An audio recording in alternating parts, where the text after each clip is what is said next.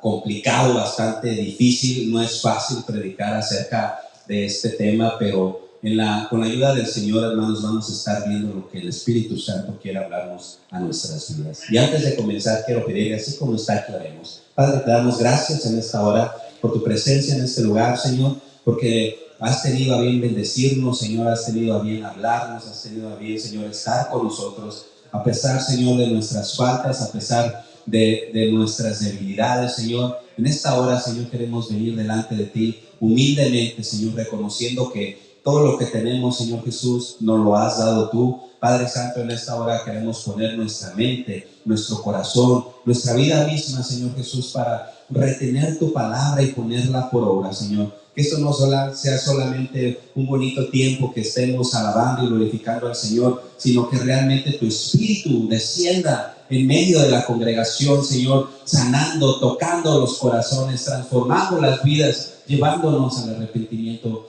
y a la fe, en el poderoso nombre de Cristo Jesús. Amén y amén. Capítulo 14, hermanos, versículo 32 en adelante. En adelante. Vamos a estar exponiendo 10 versículos del 32 al 42, pero ahorita quiero leer solamente hasta el 36. Marcos, capítulo 14, versículo 32 en adelante. Dice la palabra de Dios: vinieron pues a un lugar que se llama Getsemaní, y dijo a sus discípulos: sentaos aquí, entre tanto que yo, ¿qué dice? Oro. Amén. Y tomó consigo a Pedro, a Jacobo y a Juan, y comenzó a entristecerse y a angustiarse. Y les dijo: mi alma está muy triste hasta la muerte. Quedaos aquí y velad. Yéndose un poco adelante, se postró en tierra y oró, que si fuese posible pasase de él aquella hora. Y dice, aquella hora. Me perdí. Ok. Y decía: Abba, Padre, porque todas las cosas son posibles para ti. Aparta de mí esta copa, mas no lo que yo quiero, sino lo que tú. Y vino luego y los halló durmiendo, y dijo a Pedro: Simón, ¿duermes? ¿No has podido velar una hora? Ya me adelanté, pero quiero leer hasta el 38. Dice: velad y orad, para que no entréis en tentación. El espíritu a la verdad está dispuesto, pero la carne es débil. Quiero hablar, hermanos, bajo el título de Getsemaní. Ese lugar, ese huerto, ¿verdad? Ese monte en el cual el Señor estaba, como dicen los versículos, su alma estaba entristecida, angustiada hasta la muerte. Yo no sé qué tipo de tristeza has pasado en los años que has vivido, hasta qué punto te has sentido triste, ¿verdad? Hay situaciones en las cuales se nos va el aliento, se nos van incluso las ganas de vivir, en algunos casos muy extremos, pero nada de lo que las tristezas que nosotros podamos experimentar en este cuerpo se comparan, hermanos, para lo que nuestro Señor Jesucristo estaba sintiendo ese día, en ese lugar en Getsemaní. Getsemaní, hermanos, era este lugar en el área del monte, ¿verdad? Era un monte del templo rodeado de antiguos olivos. Era el lugar conocido como el molino de aceite o la prensa de aceite. Sabemos que la cultura judía usaba mucho el aceite de olivos, ¿amén? Para diferentes cosas. También lo usaban para cocinar, para preparar el pan, para diferentes cosas. Era muy, muy conocido y sigue siendo muy conocido y famoso todo el aceite de olivos que viene de todo el Mediterráneo, amén. Incluso hay comida que se le llama comida mediterránea, ¿verdad? Que está hecha a base de aceite de olivos. Y ese lugar específicamente era un lugar donde se presionaban, donde se tomaban los olivos y se les, de alguna manera se les machacaban, ¿verdad? Para que pudiera desprender ese aceite para diferentes usos. Se usaba también para encender las lámparas, para alumbrar un lugar. Para eso se usaba el aceite. pero también dentro del templo, ¿verdad? Dentro del círculo religioso, el aceite era usado para la unción, para ungir, ¿verdad? A nuevos reyes, en el caso de ya la iglesia, para ungir a los enfermos, para diferentes cosas. Nosotros incluso lo seguimos usando, hermanos, para ungir.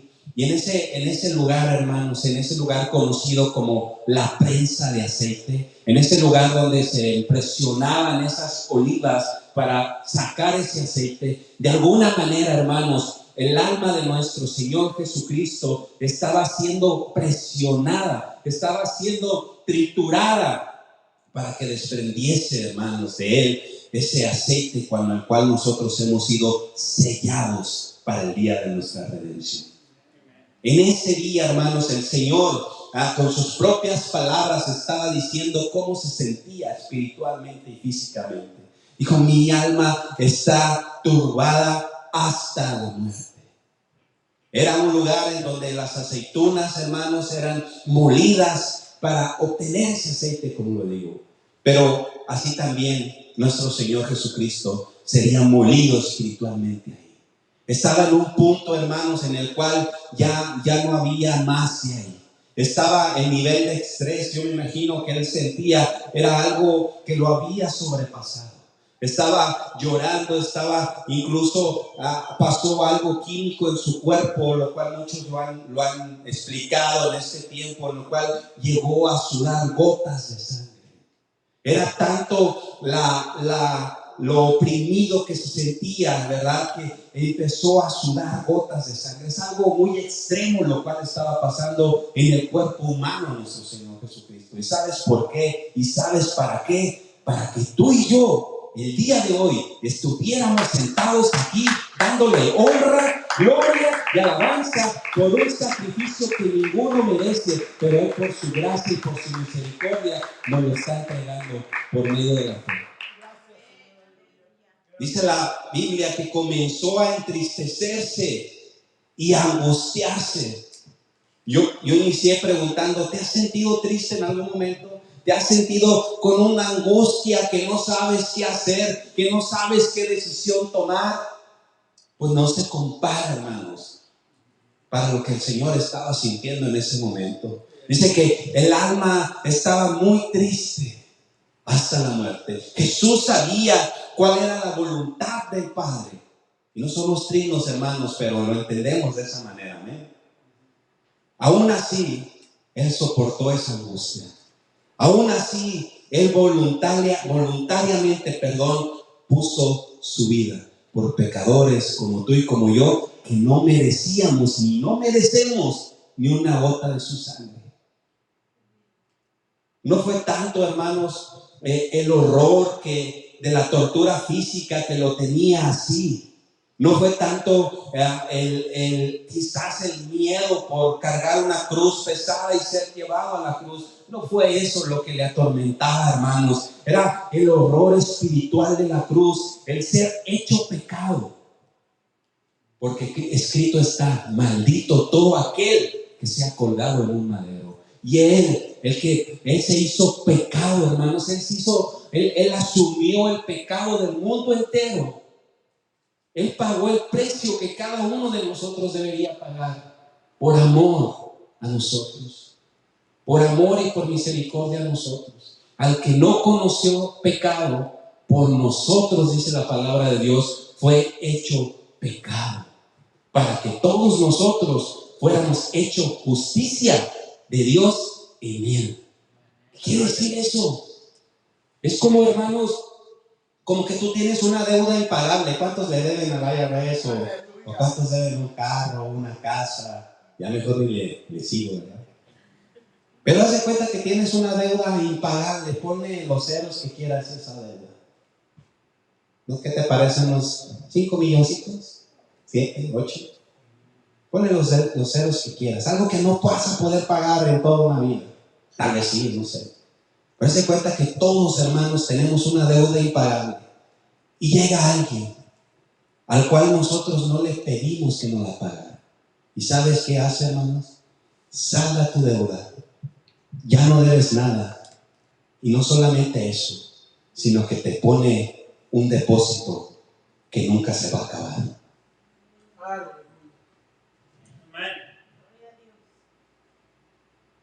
Eso hace el Señor con nosotros. Por gracia, por medio de la fe. Eso hizo el Señor en la cruz. Pagó la deuda que teníamos con Dios. Porque nosotros hemos ofendido a Dios, hermanos, y no teníamos perdón. Pero Él asumió en su cuerpo físico la paga del pecado, porque la paga del pecado es muerte, mas la dádiva de Dios es vida eterna. En Hechos capítulo 5, versículos 7 y 8 describe la agonía de Jesús en el Getsemaní. Dice: y Cristo en los días de su carne, ofreciendo ruegos y súplicas con gran clamor y lágrimas al que le podía librar de la muerte, porque Él oró, hermanos. Él dijo: Padre, si es posible, pasa de mí esta copa. La copa más amarga, hermanos, de la santa ira de Dios. Él se la bebió por amor a nosotros. Dijo: pero no se haga mi voluntad, sino la tuya. Qué gran ejemplo tenemos de parte de nuestro Señor cuando nosotros oramos, hermanos. Debemos orar conforme a su voluntad y no a la nuestra. Dijo: fue oído a causa de su temor reverente, y aunque era hijo, por lo que padeció, aprendió obediencia. Su alma santa, hermanos, inundó de horror al ser hecho pecado sobre el madero. No era la muerte a lo que Él le temía, sino a la ira de Dios. La ira que todos nosotros merecíamos, Él la decidió voluntariamente llevarla en sus hombros. Y dijo unas palabras, hermanos, que nos llenan de ternura, que nos llenan de cercanía hacia Dios, nos deben de motivar a acercarnos a Dios y buscarle, no como un Señor enojado que está en el cielo, sino como un padre que ama a sus hijos. Él dijo: Abba, Padre. Que en otras palabras le está diciendo: papito mío.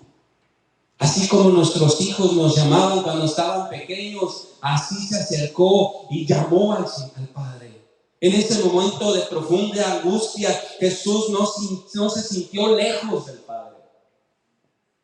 Él se sintió tan cerca que utilizó el nombre de Abba, una palabra en arameo que nos habla mucho de la cercanía que tenía, porque son uno solo, hermanos. Cuando nosotros nos encontramos en dificultad, en crisis de fe, en momentos de angustia hasta la muerte, debemos de acercarnos a Dios y no huir de Dios.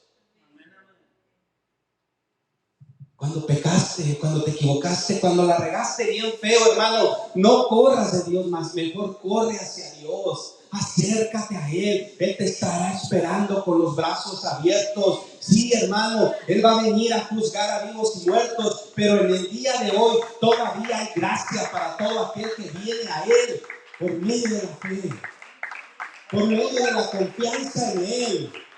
La puerta está abierta y nadie la puede cerrar más que Él.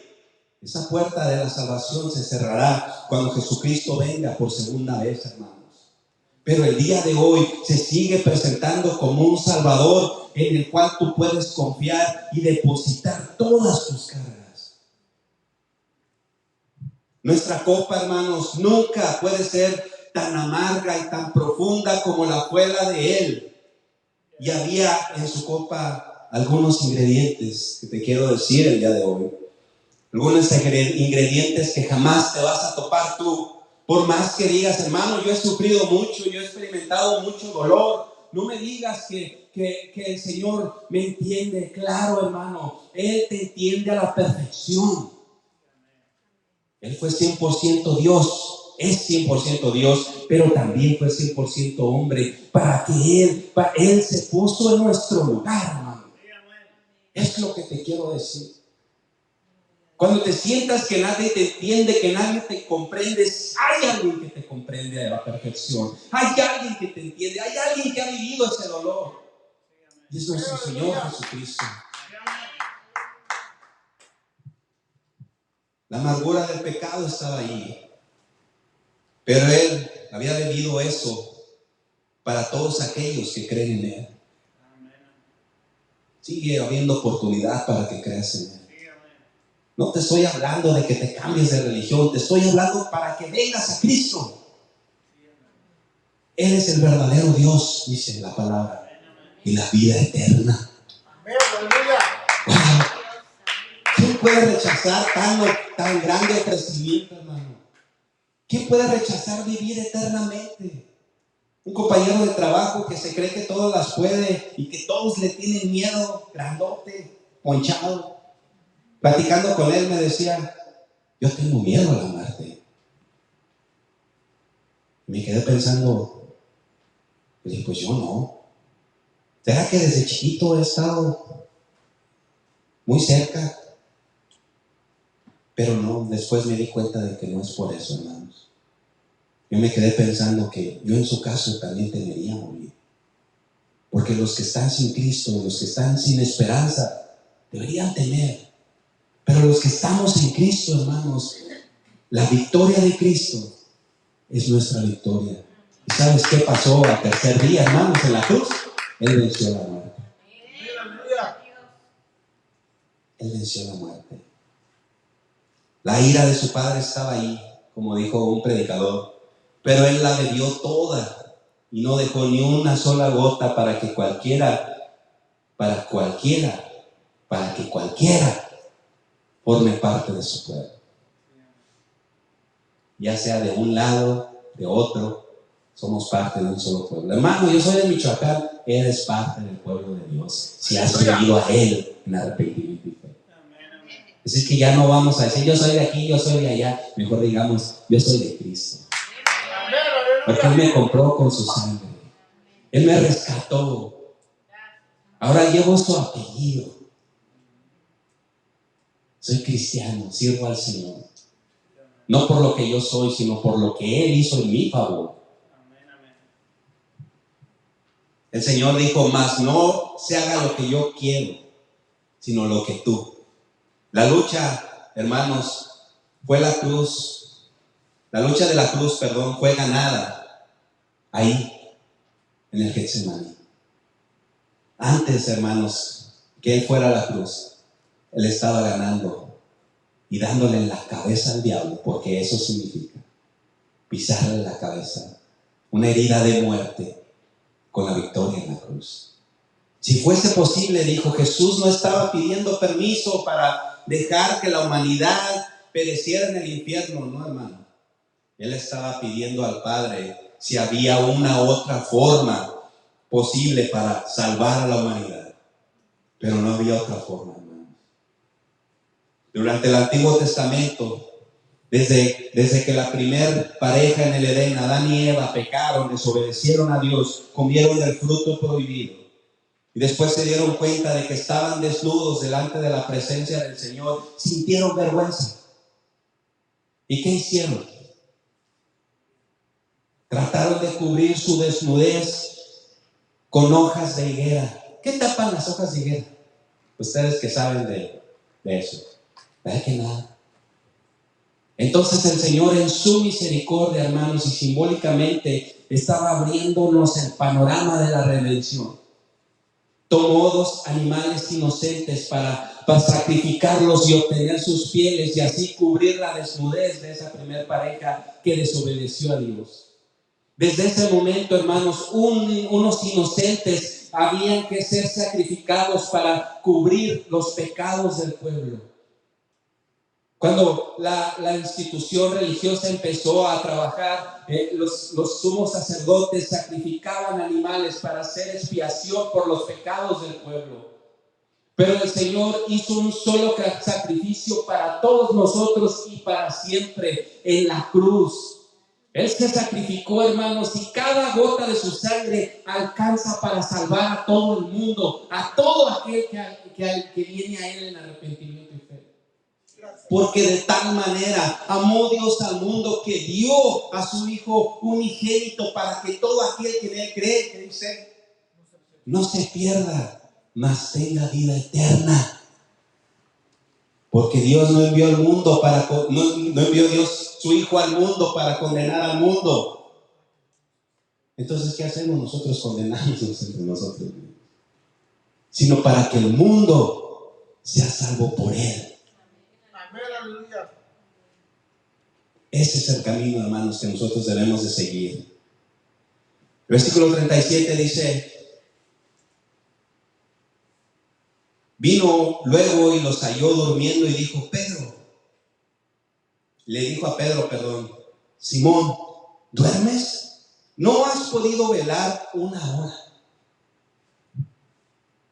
Ya los minutos que he estado predicando, hermanos, he estado hablando, ¿verdad?, acerca de lo que estaba sintiendo el alma humana de nuestro Señor, lo que estaba experimentando en ese momento y por qué lo había de experimentar y por qué tenía que ser así.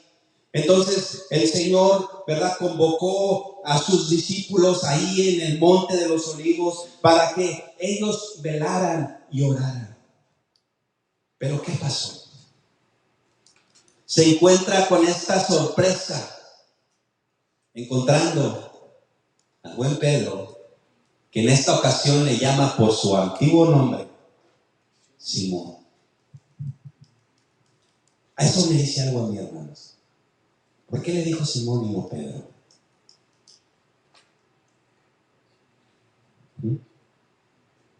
Simón, ¿duermes? ¿No has podido velar siquiera una hora? ¿El Señor necesitaba que oraran por él, hermanos? No. Pero los discípulos sí debían orar por ellos mismos. ¿Por qué? Versículo 38. Velad y orad. ¿Para qué? Para que no entréis en tentación. El espíritu a la verdad está dispuesto, pero la carne tiene frío. Pero la carne es débil, hermanos. Y esa misma palabra se sigue aplicando a nuestros corazones el día de hoy. Hermano, ¿duermes? ¿Estás dormido todavía? Y déjame decirte que aquí el Señor no lo despertó así como a veces nosotros quisiéramos despertar a nuestros hijos. No. El Señor se acercó con misericordia. Dijo, ¿duermes? ¿No has podido velar siquiera una hora? Tienes que velar para que no entres en tentación. Tal vez ellos no habían podido pensar la profundidad de las cosas que les venían encima. Y es que no era cualquier cosa, hermanos. Eso que ocurriría en las próximas horas fue lo que dividió la historia. Antes de Cristo, después de Cristo. Ellos debían de estar preparados, no solamente física, sino espiritualmente, para poder sobrellevar esta situación en la cual se les venía encima. Y así como ellos, nosotros debemos estar velando y orando para no entrar en tentación. Yo no sé qué tipo de tentación va a venir a tu vida, pero déjame decirte que va a venir porque va a venir. Entonces nosotros debemos estar apercibidos, hermanos. Debemos estar preparados. Debemos no estar ociosos. Debemos despertar de nuestro sueño espiritual y ver que viene Cristo en las nubes. Debemos de vivir nuestros días como si fuera el último de nuestros días aquí en la tierra. ¿Tú vives tus días al máximo? ¿O venimos pensando, ¿cómo me veré yo en unos 10 años? ¿Quién te asegura, hermano? ¿Quién te asegura que vas a estar vivo en 15 o 10 años? ¿Quién nos asegura, hermanos, que los planes que hagamos aquí en la tierra van a prevalecer? ¿Quién nos asegura, hermanos, que lo que estamos formando con nuestras manos, lo que estamos trabajando para que se quede en este mundo va a permanecer? ¿Quién nos asegura eso, hermanos? Y no estoy diciendo que el día de mañana dejemos nuestras responsabilidades y nuestras obligaciones, pero sí pensemos mejor en la eternidad. Dejemos de pensar en las cosas que perecen y pensemos en la eternidad, porque ahí vamos a estar no 50, 70, 80 años, hermanos, ahí estaremos por una eternidad. Y el sufrimiento que pasemos en este tiempo, en los 60 o 70 años que el Señor te permita vivir, no se comparan con la gloria que vamos a estar viendo y viviendo con Cristo. No tiene comparación. Allá no va a haber tristeza, no va a haber dolor, no va a haber enfermedad, no va a haber nada. Y quizás la gente se pregunte y diga, ¿cómo estos creen en el cielo? Pero sí, hermano, creemos que hay un cielo. Creemos que hay un Dios que no solamente está sentado en el trono, sino que dejó su trono para venir al mundo. Ese es el Dios al que nosotros servimos. Y ese es el Dios al que nosotros estamos esperando. Versículo 39 dice, otra vez fue y lloró, diciendo las mismas palabras. 40 dice, al volver, dice, otra vez. ¿Ya cuántas van, hermanos? 3. Al volver otra vez, los halló durmiendo, porque los ojos de ellos estaban cargados de sueño. ¿Y qué creen? No sabían qué responder. ¿Qué respondemos ante esa pregunta del Señor? ¿Qué respondemos cuando el Señor nos confronta con su palabra? ¿Cuál va a ser nuestra respuesta cuando nosotros nos vemos contristados y confrontados con nuestra realidad? ¿Habrá pretexto? ¿Habrá a quién echarle la culpa? Porque siempre hay alguien a quien echarle la culpa, ¿verdad? Eso lo aprendimos desde Adán. Pues la mujer que tú me diste, Señor. Y Eva, pues fue la serpiente la que me engañó. Y la serpiente, ¿a quién le echó la culpa? Siempre, hermanos, siempre vamos a encontrar, ¿verdad? Ese de color en el arroz, por no decir lo que usted ya sabe. Pero nosotros, hermanos, debemos responsabilizarnos de nuestros actos y vernos con esa sinceridad de decir, no encuentro qué responder. No sé cómo responder a tu pregunta, Señor. El día de ayer salí a la tienda y le decía a mi esposa antes de irme, me siento raro salir solo porque siempre me gusta salir con ella. Y estaba haciendo unas cosas ahí en la casa y dice, ve tú. A ver, me siento raro irme solo. Después de camino de regreso, ya sabía por qué tenía que ir solo. Yo nunca pongo alabanzas, no, pues es que es muy complicada la música de ahora. Y ya ni le cantan a Cristo, ya cantan otra cosa, ¿no? Y puse una alabanza que tenía mucho que no escuchaba en el carro. Y el Señor me hizo pensar y meditar muchas cosas. Me hizo acordarme de todas las promesas que le hice desde que yo tenía 15 años. Desde que yo empecé a ir a la iglesia. Me hizo acordarme de aquella fuerza, de aquel ímpetu con el cual servía, de aquellas ganas con las cuales me levantaba temprano, iba al templo a orar, no me importaba si llegaba o no llegaba la gente, teníamos llaves del templo nosotros. Y dije, Señor, yo te prometí muchas cosas ahí. Yo me senté en medio del altar y te dije, Señor, yo quiero que tú me uses para tu honra y tu gloria. Y me acordé de eso y yo sé que fue de parte de Dios que yo me acordara de eso.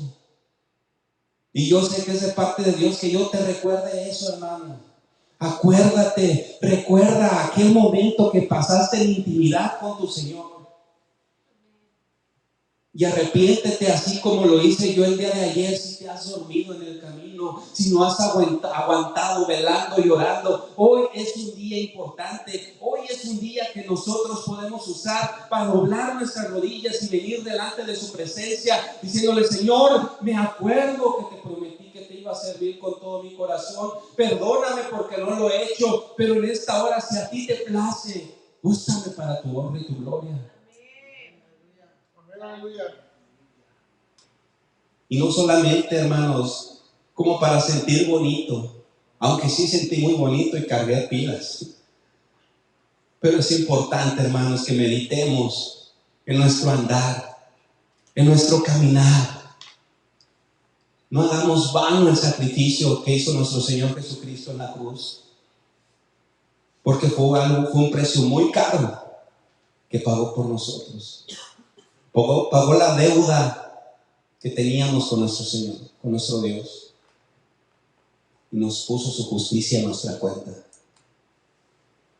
Versículo 41 dice: vino la tercera vez y les dijo: dormid ya y descansad, basta la hora, ha venido aquí el Hijo del Hombre. Dice: he aquí el Hijo del Hombre es entregado en manos de los pecadores. Levantaos, vamos de aquí, vamos, he aquí se acerca el que me entrega. Dice que vino nuevamente y los halló durmiendo. En este momento, hermanos, de gran agonía, Jesús estaba solo. ¿Y saben cuánto me confortó eso a mí? De que hay veces, hermanos, que te vas a sentir solo. Que hay veces que los discípulos te van a abandonar. Al Señor le pasó. Sus discípulos no le apoyaron. Lo dejaron solo. Y Él los eligió, hermano. Y Él sabía que lo iban a hacer, pero aún así, hermanos, decidió confiarles el Evangelio a hombres imperfectos como tú y como yo, para que llevaran a cabo esta gran obra. Aunque eso no les daba ningún crédito, ellos fallaron a Jesús. ¿Y cuántas veces nosotros le hemos fallado a Jesús? Y no empecemos a sentirnos como que, ay, esos discípulos, ¿por qué lo hicieron? No, hermano, nosotros hemos fallado al Señor en muchas ocasiones. Nosotros le hemos dejado solo en muchas ocasiones, y aún así era la manera que debía de ser. Jesús debía de afrontar, hermanos, el horror de la cruz solo, tan solo, que el Señor no respondió a su oración como Él esperaba que respondiera.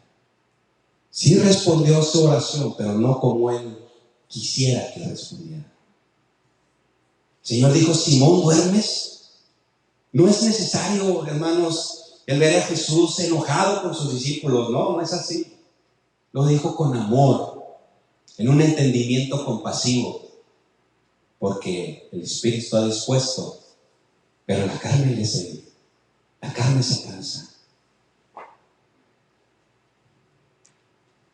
Después dijo: basta, ya no hay más tiempo.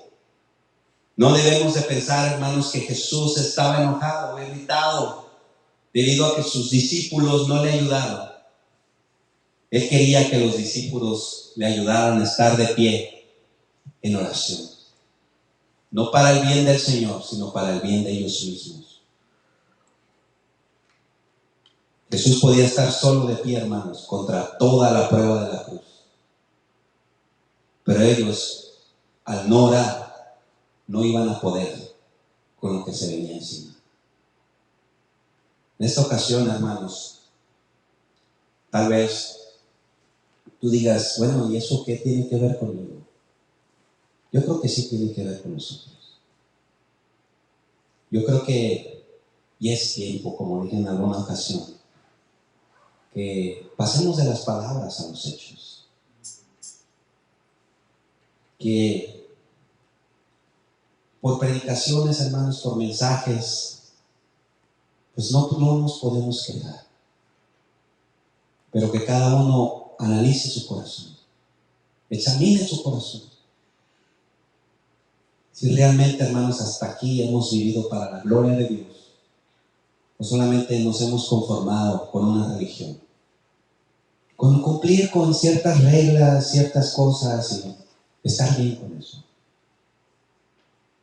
Y si tú lo has hecho, hermano, qué bueno, pero aún hay mucho más por hacer. Aún hay mucho más por alcanzar, empezando con nosotros mismos. Quiero invitarte a que te pongas sobre tus pies. Y les decía a los hermanos, ¿qué pasa? ¿Qué pasa con mis hermanos? Y usted después me puede decir.